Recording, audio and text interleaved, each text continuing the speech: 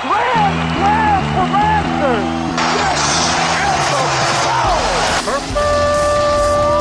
It's time for Blessed to Play on EWTN Radio, uncovering the role that faith plays in the lives of sports professionals from around the country. And now, here's your host, Ron Meyer. Fire, score! My guest today is Walter Pennington. He's a professional baseball pitcher in the Texas Rangers organization.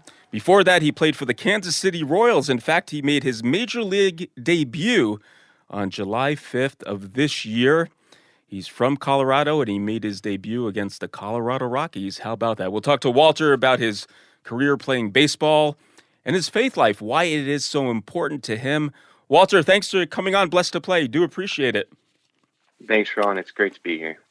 Well, this is such an interesting journey, as it's not conventional by any stretch of the imagination. You went to a small college, performed well, and thus signed a professional contract. But let's just back up to growing up in Broomfield, Colorado, and the love of the game of baseball. Talk about the introduction to baseball and how you grew to just enjoy playing it. Mm-hmm.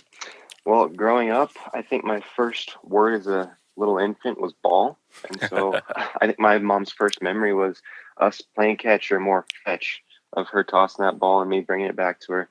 So baseball has always been something that I've known, always have played it. My grandpa was a great into coaching, father too, even played some college ball.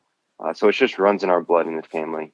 And then, of course, progressing through the levels, the dream of becoming a MLB player, as any other little kid has, it keeps getting more and more real as you get older and older and make these milestone leaps. But we'll get into that later. Yeah, I want to talk about believing in yourself, because I'm thinking when you would go to a small college like Colorado School of Mines, that you're not getting all this positive reinforcement. You're going to be in the major leagues. You're going to be in the show. But you had to believe in yourself through this whole process. Talk about going to that small school and just keeping that belief that someday you were going to sign a professional contract. I think it's more belief in God. There's a little ignorance there too. By choosing the Colorado School of Mines, I thought I was keeping the dream of both baseball dream alive, as well as having a good plan B. I didn't really know that no one came from the School of Mines for professional baseball, so the ignorance played there. But the Lord really led me, and I had met great coaches along the way that really helped improve my skills. And I think, just like I said, those little checkpoints, getting better and better, and faith in the Lord, He led me to this. Like, I didn't do this on my own. It's been a team effort. Well, that's a beautiful reliance you had on God, and a sense of abandonment to see how the process is going to play out based on your faith. And at Colorado School of Mines, you finished with a 24-10 record, 51 appearances, 30 starts, including 6 complete games, 3 saves, and 1 shutout. So those numbers are good. And then the Kansas City Royals, you signed, you were unselected in the 2020 Major League Baseball draft, and you signed a minor league contract with Kansas City on August 24th, 2020. And that had to be a big day for you, obviously, Walter, but just talk about the emotion and also that day when you knew you were going to be a professional baseball player. Mm-hmm. Well, it started, I think, my junior year. I had a pretty good year in college, and I did not get drafted. And that was kind of a gut punch, I could say, because I was rolling in my senior year thinking, we'll go out with a bang, then I'll go get my engineering degree and move on with my life. And then COVID hits. It's like, oh, great, I lost my senior season. Now I just get to go be an engineer. But when I heard the NCAA was giving our season back, I kept training and I started throwing a little bit harder. And then I was invited out to the NBC World Series out in Kansas. And I played one game with a team I'd never played with before and pitched 4 innings. After the game, I was on the phone with my brother talking about where to go to dinner. And all of a sudden, a scout stops me and says, "Hey, are you interested in signing a professional contract?" At that point, it wasn't really on my radar. I just wanted to see it, go out there and see how hard I could throw. But it ended up, my dreams were kind of fulfilled. I wouldn't say the dream was completely squashed of becoming an MLB player. Like I said, hitting those checkpoints of hitting varsity baseball in high school and then making the college team and starting in college. I wouldn't say it was completely squashed, but it was diminishing. And in that moment, it was ignited, and it actually happened. I'm just so thankful for it. It kind of caught me by surprise. And there were other things going on in my life too, of Hmm. whether I join Focus and become a missionary. They were a large part in my life, or go be an engineer. So it made that moment a lot sweeter. Blessed to play Ron Meyer chatting today with Walter Pennington. He's currently in the Texas Rangers organization. He pitched for the Kansas City Royals, made his debut, Major League Baseball debut, that is, this past July. Well, let's talk about your life in the minor leagues. And I know it's certainly not the show. There's a lot of bus rides, and there's a lot of getting used to being a professional. You're playing every day. You're a pitcher, so you're not playing every day, but the team is certainly playing every day. But you start off at the rookie level, the Arizona Complex League, and then Single A and Columbia Fireflies, and ultimately you went to uh, Quad City and then Omaha, I believe, where you made an impact and thus got your debut with the Royals. But just talk about your experience playing minor league baseball and that maturation process, not only as a player, but as a person as well. hmm It was 4 years of very formative time in my life, I would say. Going from being an undrafted free agent, signing with the Royals, and being on the same field with these guys who played D1 baseball, were stars at D1 baseball that I've heard about. Mm-hmm. I feel like I didn't fit in there. But as you hang around them more, you see that they have the same struggles you do, the same types of people. They're still human. And then that gives me a little bit more confidence. I didn't think I was going to break the squad to low A my first year there. I thought they were going to keep me. But then when the rosters were set, I was headed out. So someone had faith in me, and I appreciated that. And it gave me faith in myself too, more so. But moving through those points, you kind of question yourself: are you good enough, or does my stuff play at this level? And so when I hit those checkpoints, and I just keep getting better and better, and then there's coaches who unlock things that you didn't know you had the potential to do, it gives you more confidence. And I think I made the biggest jump this year from AAA to the big leagues because something was unlocked. Again, it's not an individual effort, it's a team effort, and I'm just very thankful for this journey. Well, let me ask you this. When you go through the various levels of minor league baseball, you have different pitching coaches, you have different managers, you have different instruction. How do you get the best out of yourself, remain within yourself, but also take all this information in from outside sources? hmm It was a big learning curve because you try to take in all that these coaches have to offer, Hmm. but they're speaking from their experience and what has worked for them. But it doesn't necessarily work for you individually. So I had to learn early on to take what they were telling me and to filter and sift through it myself. And I'm still doing that because coaches keep offering different things. But when it comes down to it, when you're competing out there on the mound, you can't think. You got to rely on instinct. So all that hard work comes in the beginning and in the off season, trying to solidify those instincts. But to sift through those pieces of advice coaches have to offer is a big skill you have to obtain. I want to talk about your time playing for the Omaha Storm Chasers, and this is at AAA. So you're one level now below going to the show, and you received their promotion following 8 scoreless appearances for Northwest Arkansas. So in 41 games for Omaha, you logged a 7-2 record, 3.69 ERA, and 64 strikeouts, and that's within 61 innings. Was it your time in Omaha that, I don't know, something clicked and you said, I definitely belong, I am ready, and I can be a pitcher at the major league level?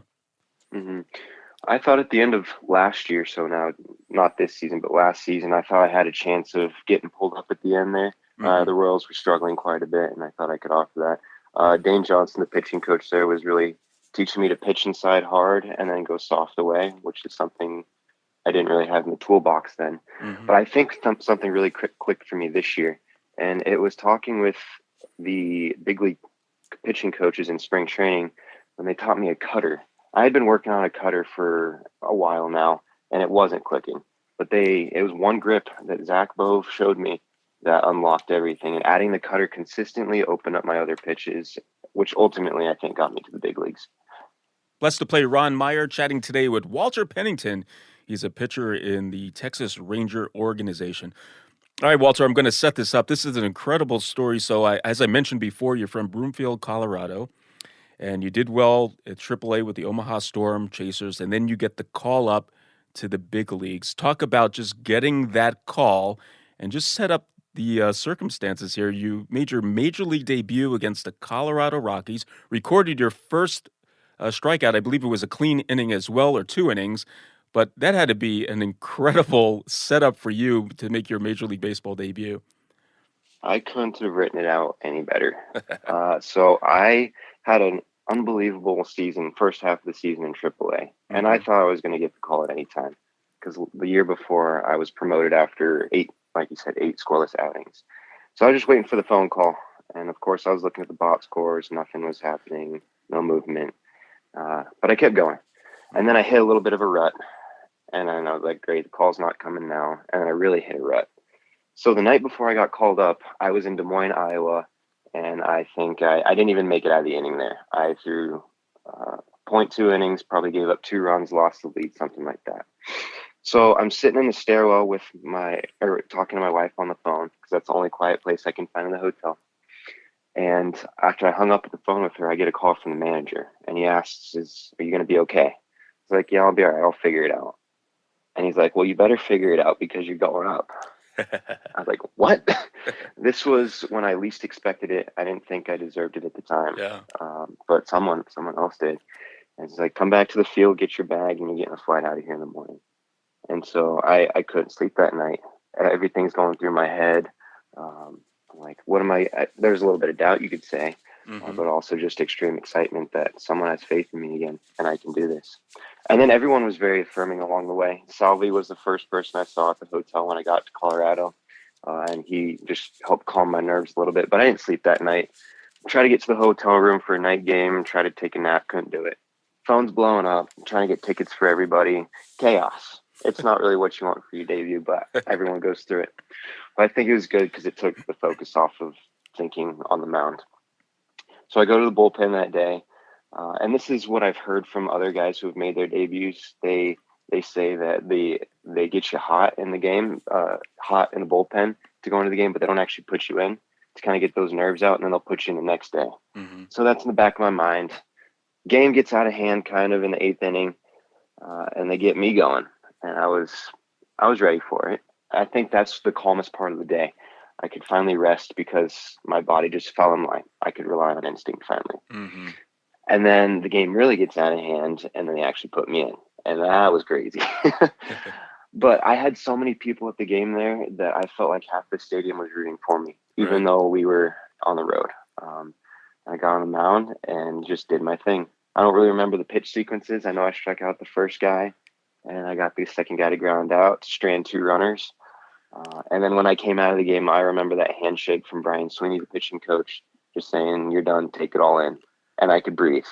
And I could see all 48,000 people, and I couldn't help but smile. And I will never forget that moment.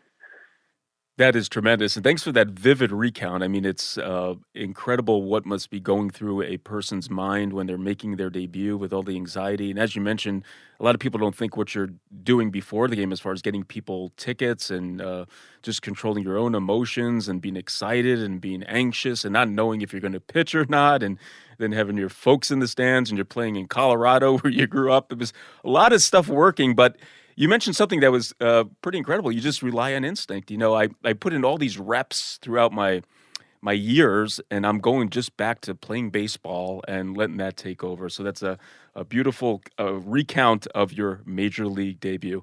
All right, let's take a break. On the other side, we're going to continue our discussion with Walter Pennington. He's pitching right now in the Texas Rangers organization. We'll talk about another side of his life when Blessed to Play returns right after this.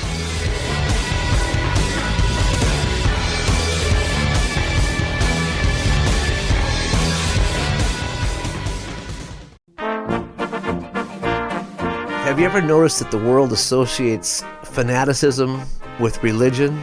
But G.K. Chesterton says the strangest fanaticism that fills our time is the fanatical hatred of morality, especially Christian morality. It's the irreligious who are fanatical in their hatred of religion.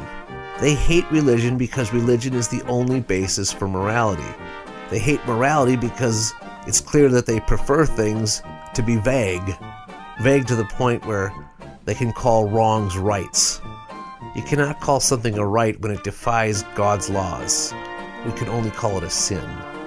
If we really care about respecting human rights, Chesterton says, we need to treat them as divine rights. All rights come from God, and God is not going to break his own laws. Neither should we. Spend more time with the Apostle of Common Sense. Visit chesterton.org for more information.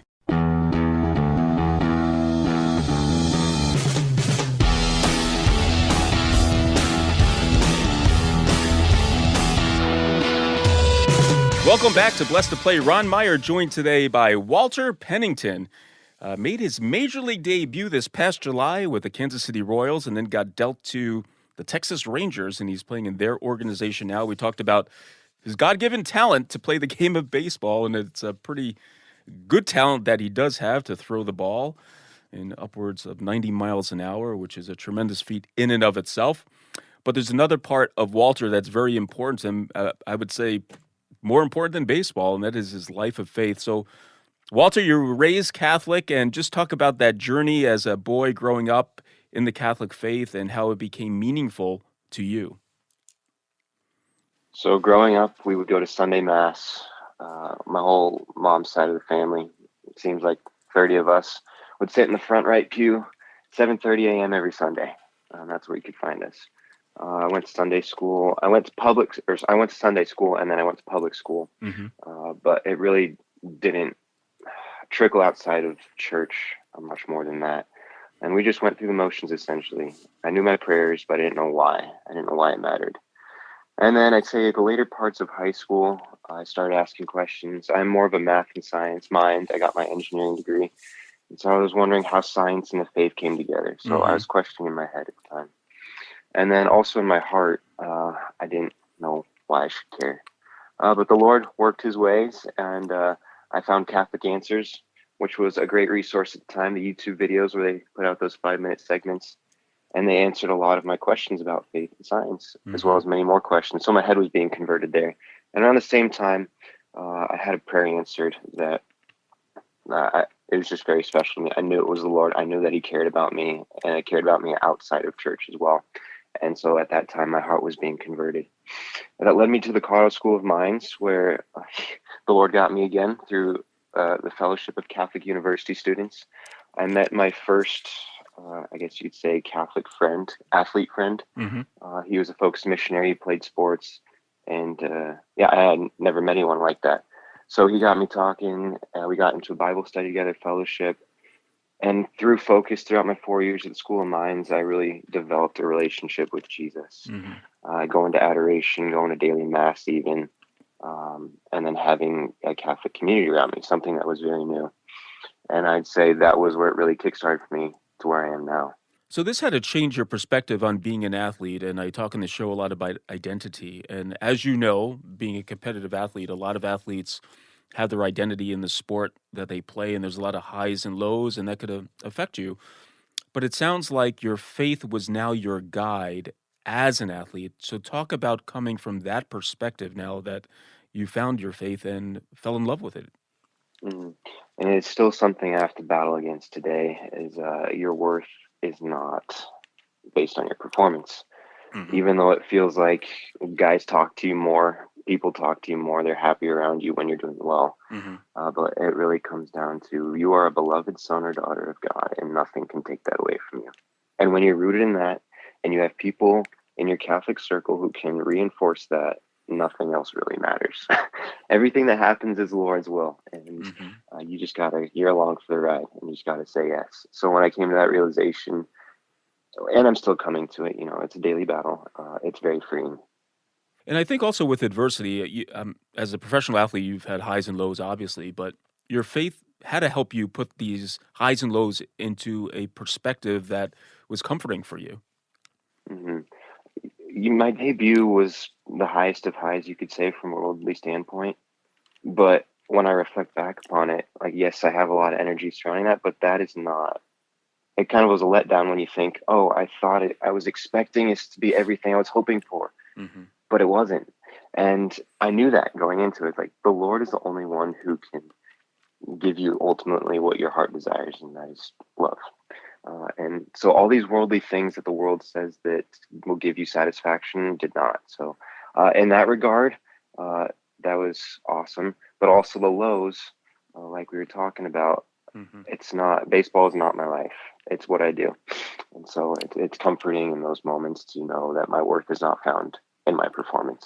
Blessed to play Ron Meyer chatting once again with Walter Pennington. He's a pitcher now in the Texas Rangers organization. So I'd like to talk about how you sustain yourself spiritually. So to be a good pitcher, you have to put in the work in the weight room, proper nutrition, a good mental outlook on what you're doing. But in order to progress in the spiritual life, you have to put in the time and effort as well. So tell us how you do that. So like I said, in college, focus really helped me develop a relationship with Jesus, which got me praying a holy hour almost every day and going to daily mass. And I continued that into professional baseball, especially as I didn't know many people. The one consistent in my crazy life of minor league baseball and now major league baseball is the church. We're in a new city every 3 days. Hmm. We're in a hotel room. We're around our families about half that time. And so the church is the one thing. And the good thing about moving up in the levels, especially through AAA and the big leagues, is that they're normally in major cities. And those major cities have Catholic churches everywhere. Right. So to sustain myself spiritually, I go to daily mass, normally at noon. I walk to mass, and then I pray a holy hour either before or after mass, and then I'll go to lunch. And actually this year, the Lord answered one of my greatest prayers was to find a good Catholic man who plays baseball in the professional world. Hmm. And his name is Austin Nola, the brother of Aaron Nola. And it was awesome to meet another Catholic. This is the first good Catholic player that I've met. And what we do is we do this together. We'd walk to mass, we'd pray our holy hour, and then we go to mass, and then we go to lunch and talk about the faith. And that was so good for me and for him to be able to bolster each other in the faith and in baseball. That's great. That was my next question too, because when you're in a professional clubhouse now, it's a little bit of culture shock because you have a lot of international players and just players from all different backgrounds. And to find someone who had a similar belief to you, someone to keep each other sharp, that had to be a tremendous blessing. How do you find it, just faith in the clubhouse and amongst this wide variety of players from varied backgrounds? I'm coming to find that, especially the Latin players, almost everyone, no, a lot of them have been raised Catholic, Right. and none of them practice. The Catholic or the CAC puts on masses every Sunday in MLB clubhouses. They bring a priest in and they'll hold mass to make it really easy for the players to go. And I would go whenever I could on those Sundays. But what I noticed is that there were rarely players. I think in total over my 2 months in the big leagues, I only encountered two other baseball players attend mass. And that was really sad for me because I was hoping, because mass was so easily accessible, that I would meet other Catholic baseball players. So that's a big thing that we need to pray for. And I think that might be why the Lord has me here, is to bring the light of his love into these areas where he has a hard time reaching. Hmm. So, I've only been there 2 months, but I hope that he can use me in that aspect. Yeah, you're doing a great job so far, and I'm sure you're an open vessel, so to speak. I want to talk about the business of baseball now because obviously it's different than college, where you have a finite amount of years that you're going to play for that college and know it's going to come to an end. But in your case, you started your pro career with the Kansas City Royals, and then you're dealt. And trades happen so often. I was talking to Alan Trammell, who is a Hall of Famer for the Detroit Tigers and played his whole career with Lou Whitaker. And we talked about how those days are just gone now. Teams, because of free agency and varied aspects of the professional game, that players don't stick with one team for that long or throughout their career. So how did you look at it when you played for Kansas City and then when you were dealt to Texas? Was that a blow to you, or you just saw it as another opportunity for you to continue your baseball career? So from the business side of things, it was great, but from the relational aspect of things, it was a big blow. I Hmm. had 4.5 years with with the Royals. Hmm. I got to go to big league spring training with them. I got to know the big league guys pretty well, Hmm. develop a good relationship with them. So that made my debut pretty comfortable because I knew those guys had my back. I knew them. And then getting dealt to the Rangers, I was happy for the opportunity because if you watched what the Royals did, they used those longer tenured guys for their playoff push rather than the younger guys. So I wouldn't have had the opportunity there. So I'm happy about that. But I had to meet, I think, 120 new people going over the Rangers. They sent me to AAA first, so that's maybe 60 new faces, and then the big leagues is 60 plus new faces.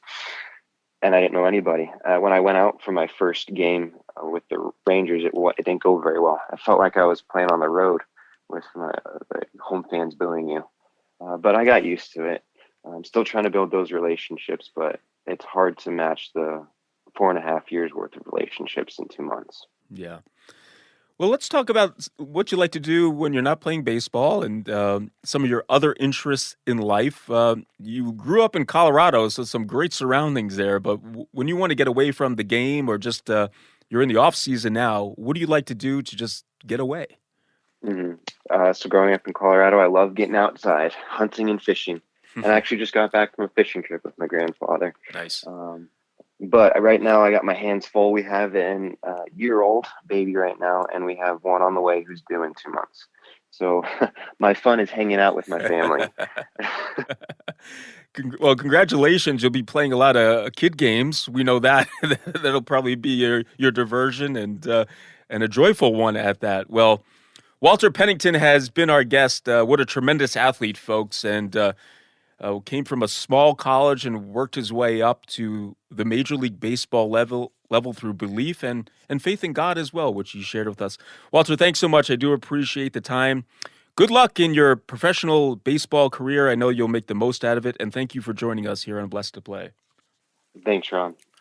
Hey, Blessed to Play fans, check us out on the web at blessedtoplay.com. That's blessed2play.com. You can like us on Facebook. Hit us up on the platform X at Blessed to Play. For Walter Pennington, I'm Ron Meyer. Thanks so much for joining us right here on Blessed to Play.